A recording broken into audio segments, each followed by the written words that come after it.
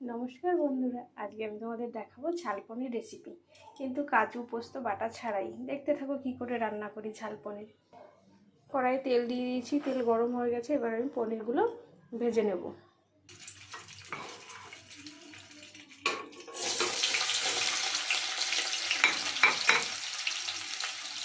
লাল লাল করে পনিরটা একটু হালকা করে ভেজে নেব।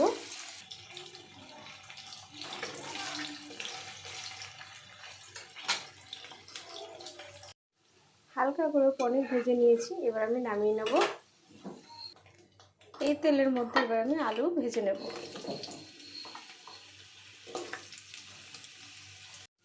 লাল লাল করে আমি আলুও ভেজে নিয়েছি, এবার আমি আলুটা নামিয়ে নেব।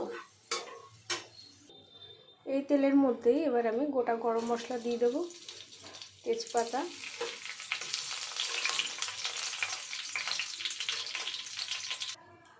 গোটা শুকনো লঙ্কা দিয়ে এটা ভালো করে ভেজে নিয়ে এবার আমি মশলা দিয়ে দেবো। এখানে আছে আদা, জিরে আর শুকনো লঙ্কা আমি একসঙ্গে বেটে নিয়েছি। এবার ভালো করে মশলাটা কষিয়ে নেব। মশলা কষা হয়ে গেছে, এবার আমি পরিমাণ মতো লবণ দিয়ে দেবো, হলুদ দিয়ে দেবো।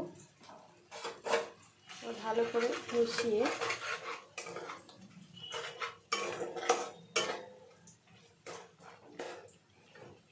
মশলা কষা হয়ে গেছে, এবার আমি এর মধ্যে ভেজে রাখা আলু দিয়ে দেবো। আলু দিয়ে একটু নাড়াচাড়া করে এবার আমি জল দিয়ে দেবো।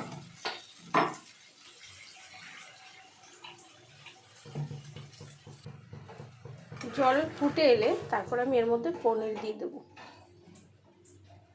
জল ফুটে এসে এবার আমি ভেজে রাখা পনির দিয়ে দেবো এর মধ্যে।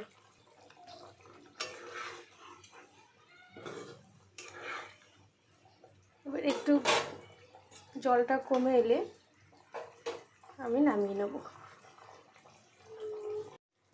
রেডি আমাদের ঝাল পনির তৈরি। এবার আমি একটু গরম মশলা দিয়ে নামিয়ে নেব। আমি বেশিক্ষণ ফুটাইনি, 3 মিনিট ফুটিয়েছি, জলটা টেনে গেছে। এবার নামিয়ে নেব। নামিয়ে নিয়েছি টেস্টি টেস্টি ঝাল পনির। তোমরাও এইভাবে ঠিক রান্না করবে, অল্প সময় অল্প মশলায়, খুবই টেস্টি।